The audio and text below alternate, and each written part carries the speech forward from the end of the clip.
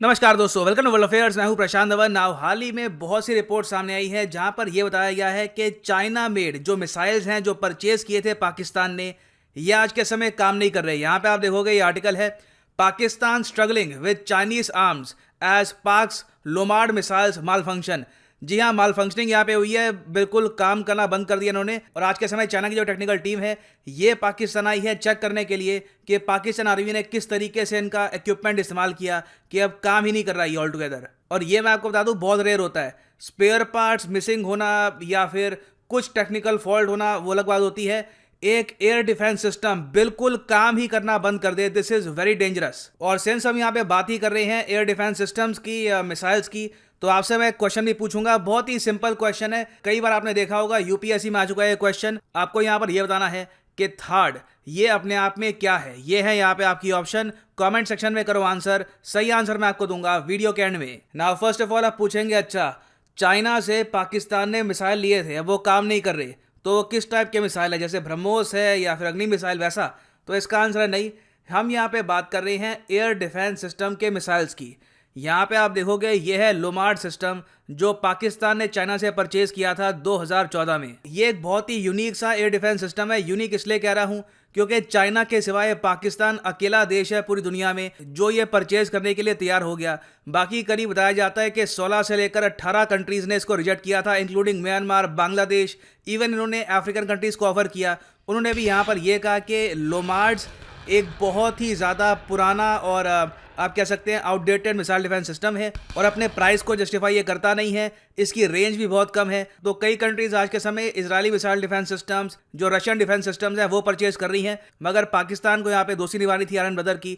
तो इसलिए 2014-15 में इन्होंने एक डील साइन करी विद चाइना। इनिशियली इन्होंने ये कहा कि 3 ये सिस्टम्स परचेज करेंगे, बाद में 6 एडिशनल सिस्टम्स परचेज करने का फैसला किया। टोटल खर्चा यहाँ पे आप कह सकते हैं जो सेकंड डील हुई थी उसमें हुआ था 370 मिलियन के आसपास, और पहली डील में अराउंड 150 मिलियन, तो रफली $500 मिलियन, मतलब के 3,500 करोड़ इंडियन रुपीस पे किए इन्होंने चाइना को। ना अपने आप में जो चाइना का एयर डिफेंस सिस्टम है जिसको ये लोमार्ड सिस्टम कहते हैं, इसका एक और नाम भी है LY-80। ये काफी हद तक एक पुराने रशियन एयर डिफेंस सिस्टम की कॉपी है। कॉपी कहना सही वर्ड यहाँ पे होगा नहीं, क्योंकि जिस कंपनी ने Russian book air defence system बनाया था उन्हीं ने चाइना के साथ मिलकर एक कुछ हद तक एडवांस्ड वेरिएंट इसका कंस्ट्रक्ट किया चाइना में। और जब ये प्रोडक्ट तैयार हो गया तब उस वक्त चाइना ने यहाँ पर पाकिस्तान को ये कहा कि ये हमारा बेस्ट इस वक्त प्रोडक्ट है, बेस्ट एयर डिफेंस सिस्टम है, इंडिया के अगेंस्ट डिप्लॉय कर दोगे तो इससे श्योरली आप सेफ रहोगे। बालाकोट में ये बिल्कुल नाकाम रहा था। इसका एक मेजर रीज़न ये है कि इसकी रेंज बहुत ही ज़्यादा कम है।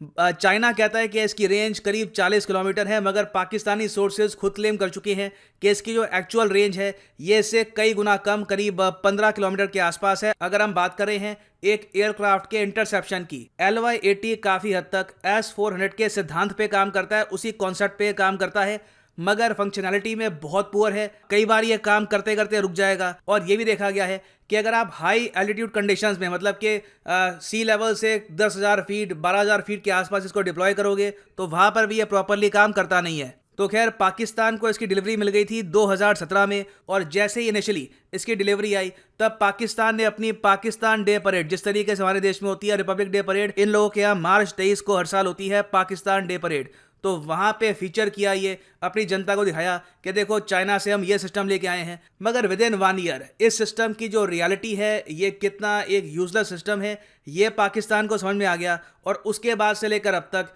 किसी भी पाकिस्तान डे परेड में इसको फीचर नहीं किया गया ना। पहले तो देखो काफी हद तक कुछ प्रॉब्लम्स आती थी, मगर फिर भी पाकिस्तान ने इंडिया के पास जो इनकी बॉर्डर है वहां पर इसको डिप्लॉय कर रखा है। ये एक बहुत ही इंपॉर्टेंट कंपोनेंट है पाकिस्तान एयर डिफेंस का। तो सिंस अब अचानक से बिल्कुल ये शट डाउन हो चुका है और चाइना इसको रिवाइव करने की कोशिश कर रहा है, पाकिस्तान के लिए काफ़ी बड़ी चिंता की बात है। हाल ही में भारत में ड्रोन से फिर से अटैक हुआ है। इंडिया में बातचीत हो रही है कि फिर से हो सकता है कि POK में हम एयर स्ट्राइक्स करें या फिर एक सर्जिकल स्ट्राइक करें। ऐसे टाइम में अगर इनका एयर डिफेंस सिस्टम माल फंक्शन होता है तो इससे इनको काफ़ी लॉस हो सकता है। और बाय द वे मैं आपको ये बता दूं कि पाकिस्तान अकेला कंट्री नहीं है जिसने चाइना का डिफेंस इक्विपमेंट परचेज किया है और बाद में ये पछता रहे हैं। इसके कई और एग्जांपल मिल जाएंगे आपको साउथ एशिया में ही।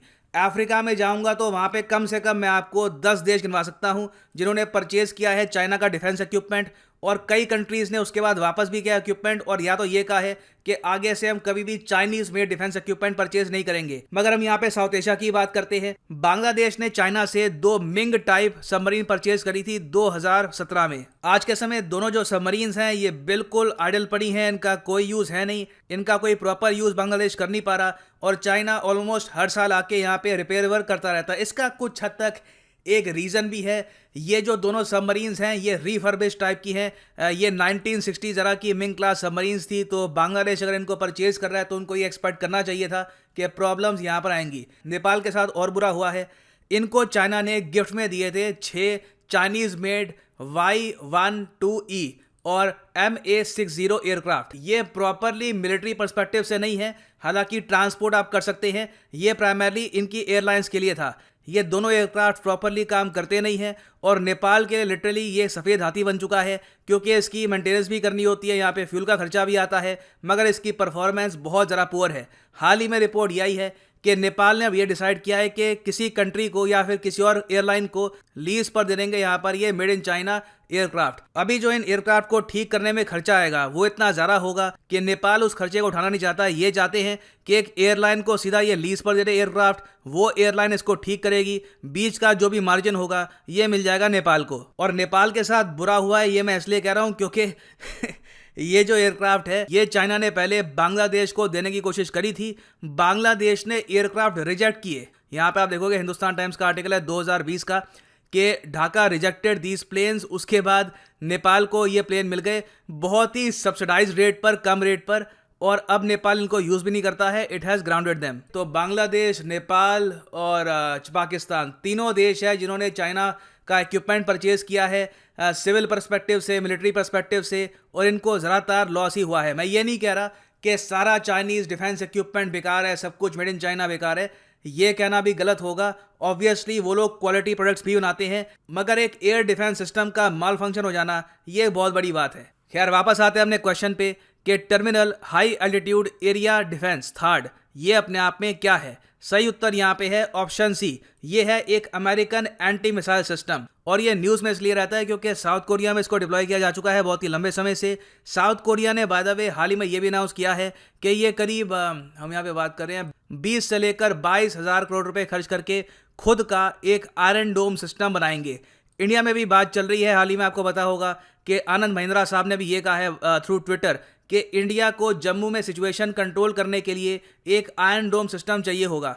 अगर I think south Korea properly ये इस पे काम करता है तो इंडिया इनके साथ जॉइंट वेंचर भी कर सकता है और दोनों कंट्रीज ये सिस्टम यूज कर सकती है। I think this is a great opportunity for India as well. Already हम K9 वज्र यूज कर रहे हैं, तो ये भी हो सकती है एक अच्छी अपॉर्चुनिटी फॉर डिफेंस कोऑपरेशन।